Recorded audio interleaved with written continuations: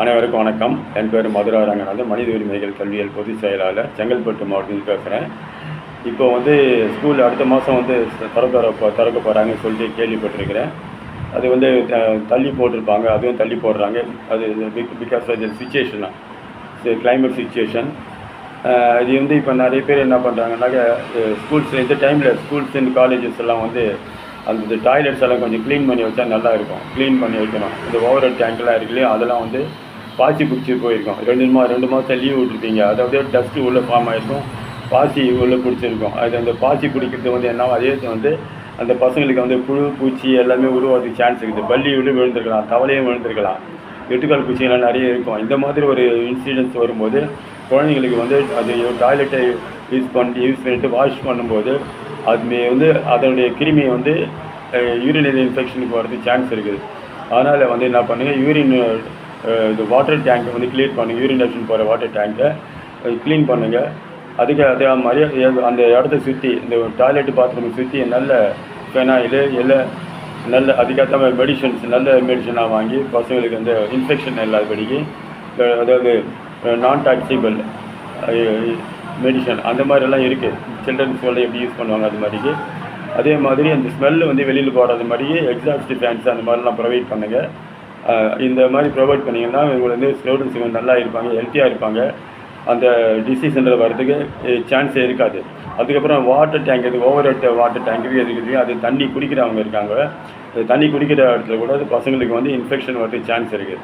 அதனால் நீ over head டேங்கை யூஸ் பண்ணும்போது, ஆர்ஓ வாட்டர் யூஸ் பண்ணும்போது நல்ல தனியாக இருக்குதான்னு சொல்லிட்டு ஒரு தடவை செக் பண்ணி பாருங்கள். ஏன்னா ஒரு தடவை ட்ரை பண்ணிவிட்டு நாள் ட்ரை பண்ணிவிட்டு மறுபடியும் நீங்கள் இது பண்ணும்போது, உள்ளே லோட் பண்ணும்போது அவனுக்கு அந்த இன்ஃபெக்ஷன்ஸ் எல்லாம் இருக்கும். திருப்பி மறுபடியும் அவுட் பண்ணிட்டு திருப்பி தண்ணியை எப்படி இருக்குன்னு சொல்லிட்டு ஒரு தடவை செக் பண்ணிவிட்டு ஹெல்த் இன்ஸ்பெக்டர் கூப்பிட்டு வச்சு செக் பண்ணுங்கள். செக் பண்ணிவிட்டு அதுக்கப்புறமா தண்ணி குடிக்கலாமா வேணாம் டிசைட் பண்ணுங்கள். அது டிசைடிங் அத்தாரிட்டி ஹெல்த் இன்ஸ்பெக்டர் தான். அவங்க செக் பண்ணிட்ட பிறகு தண்ணியை யூஸ் பண்ணுறதுக்கு கொடுங்க.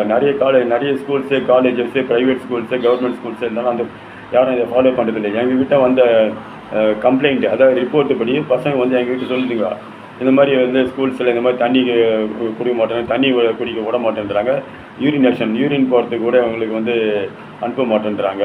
அது எங்களுக்கு ரொம்ப கஷ்டமாகுது. நாங்கள் இதுலேயே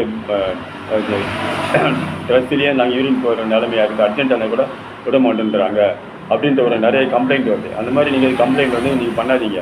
இந்த கம்ப்ளைண்ட் பசங்களுக்கு யூரின் போகிறதுனால உடனே அனுப்பிடுங்க. இப்போ உடனே டைம் கொடுங்க, ஒரு 3 மினிட்ஸ் போய்ட்டு உடனே ஓடியாந்தணும் அப்படின்னு சொல்லிட்டு. உங்களுடைய ஒப்பீனியன் என்னன்னாக்கா, பசங்க பாடம் கேட்டு போகுது அந்த மாதிரி நினைக்க வேணாம். படிக்கிற பசங்க எப்படியாவது படிக்கும். இந்த மாதிரி டைமில் நீங்கள் அந்த பசங்களை அலோவ் பண்ணுங்கள். தண்ணி குடிக்குது, தண்ணி நல்லா ட்ரிங்க் பண்ணுறது, தண்ணியை அலோவ் பண்ணுங்கள். தண்ணி குடித்தா யூரின் வந்துடுன்னு சொல்லிட்டு அந்த இன்ஃபெக்ஷன்லாம் நீங்கள் பண்ணாதீங்க. பசங்களுக்கு என்னென்ன வசதியோ இருக்குதோ, சில்ட்ரன் குழந்தைங்களுக்கு தேவையான அத்தனை வசதி செய்தி பொறுப்பு உங்கள் ஸ்கூல்ஸு ஹெட்மாஸ்டருக்கு இருக்குது. இந்த ஹெட்மாஸ்டர்ஸ் சரியான முறையில் பழகணும்.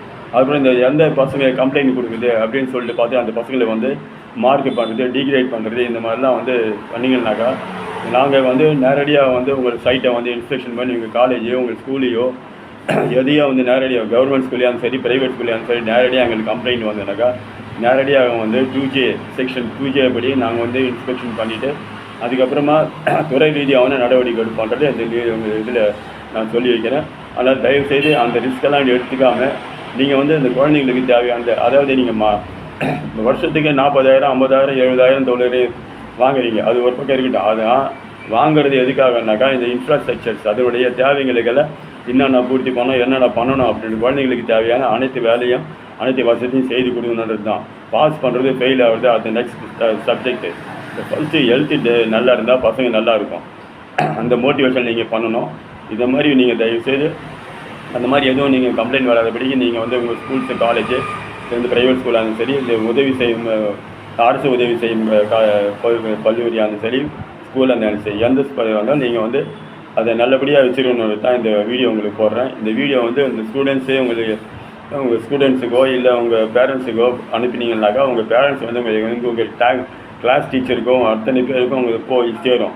இது இல்லாமல் நாங்கள் அதுக்கப்புறம் இந்த மாதிரி நடக்கலை அப்படின்னு சொன்னாங்க, சிஇஓக்கோ டிஇஓக்கோ நாங்கள் கம்ப்ளைண்ட் கொடுக்க வேண்டியிருக்கோம், துறையிலேயே நாதுக்க வேண்டியிருக்கோம். அதனால் தயவுசெய்து இதை நீங்கள் அவாய்ட் பண்ணுங்கன்றது இந்த வீடியோ அனுப்புகிறேன். நன்றி, வணக்கம்.